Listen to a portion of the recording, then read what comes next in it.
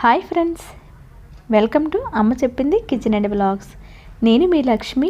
ఈరోజు వీడియోలో మనం 1 కప్పు ఉప్మా రవ్వతో టేస్టీగా పునుగులు తయారు చేసుకుందామండి. మార్నింగ్ బ్రేక్ఫాస్ట్కైనా లేదా ఈవినింగ్ స్నాక్స్గా కూడా చాలా బాగుంటాయి.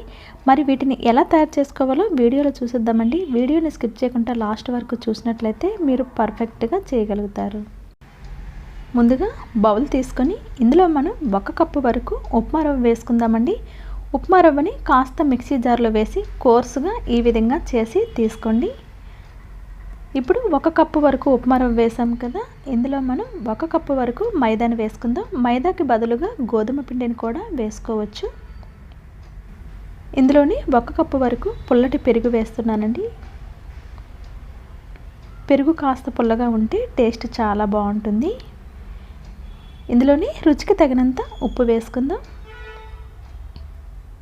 ఇప్పుడు కట్ చేసి పెట్టుకున్న ఉల్లిపాయ ముక్కలను వేసుకుందామండి. ఉల్లిపాయ ముక్కలు, అలాగే అల్లం ముక్కలు, పచ్చిమిరపకాయ ముక్కలు, కొత్తిమీర కూడా వేస్తున్నాను. మీరు కావాలంటే క్యారెట్ తురుము, ఇవన్నీ కూడా బీన్స్ ఇవన్నీ చిన్నగా కట్ చేసి వేసుకోవచ్చండి. కరివేపాకు కూడా చిన్న ముక్కలుగా కట్ చేసి వేసుకోవచ్చు. ఇప్పుడు ఇవన్నీ వేసాను కదా, ఇప్పుడు ఇవన్నీ కూడా చేత్తో మనం బాగా కలుపుకుందామండి. ఇప్పుడు కొంచెం కొంచెంగా నీళ్లు వేసుకుంటూ మనం పిండిని బాగా కలుపుకుందామండి. నీళ్లు ఒకేసారి వేసేయకూడదు, కొద్ది కొద్దిగా వేసుకుంటూ చూసుకుంటూ కలుపుకోవాలి. మన ఛానల్ని ఫస్ట్ టైం చూస్తున్నట్టయితే సబ్స్క్రైబ్ చేసుకొని పక్కనే ఉన్న బెల్ బటన్ నొక్కి ఆల్ అనే ఆప్షన్లో పెట్టుకున్నారంటే నేను ఏ వీడియో పెట్టినా నోటిఫికేషన్ మీకు వచ్చేస్తుందండి.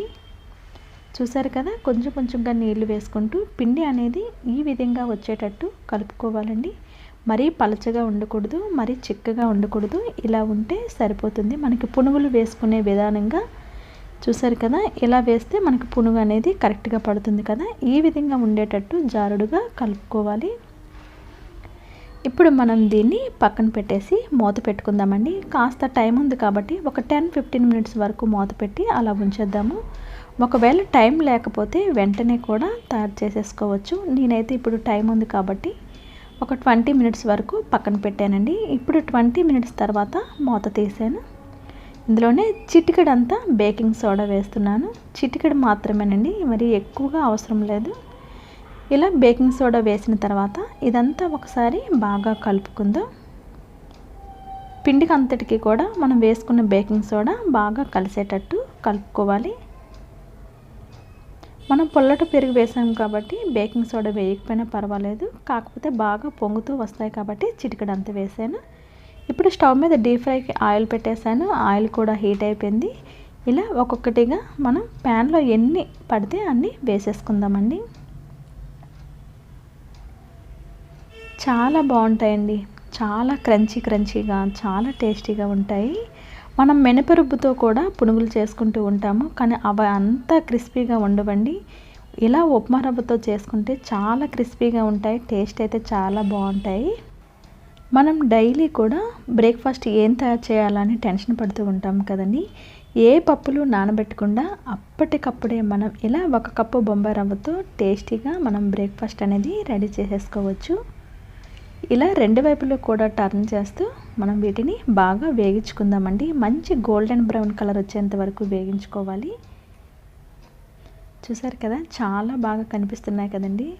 టేస్ట్ కూడా చాలా చాలా బాగుంటాయండి. మీ ఇంట్లో కూడా ఉప్మా రవ్వ ఉంటే వెంటనే ఈ రెసిపీని మీరు ట్రై చేసి మీకు ఎలా వచ్చిందనేది నాకు కింద కామెంట్ సెక్షన్లో కామెంట్ చేసేయండి. ఈ విధంగా వేగితే సరిపోతాయి. ఇప్పుడు మనం వీటన్నిటిని కూడా తీసేసుకుందామండి.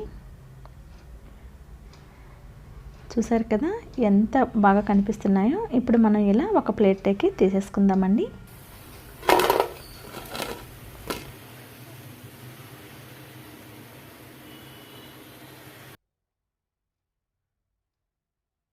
మొత్తం అన్నీ కూడా ఇదే విధంగా వేసుకోవాలండి.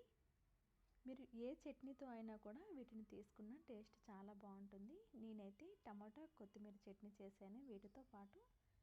మీరు కావాలంటే ఏమి చట్నీ లేకుండా కూడా టమాటా కచప్తో అయినా తినచ్చు, లేదంటే ఇందులోనే మనం ఆల్రెడీ అన్నీ వేసాం కాబట్టి అలా తినడానికి కూడా టేస్ట్ చాలా బాగుంటాయండి. నేను మొత్తం అన్నీ కూడా ప్రిపేర్ చేసేసాను. చూసారు కదా ఎంత క్రిస్పీగా ఉన్నాయండి. టేస్ట్ అయితే చాలా చాలా బాగున్నాయి. ఈ రెసిపీని మీరు అస్సలు మిస్ అవ్వద్దండి, వెంటనే ట్రై చేసేయండి. చూడండి, ఒకటి తురిమి చూపిస్తాను. ఎంత గుల్లగా వచ్చాయో చూడండి ఒకసారి. క్రిస్పీనెస్ కూడా చాలా బాగుంటాయండి. ఇవి ఎక్కువసేపు మనకి క్రిస్పీగా ఉంటాయి.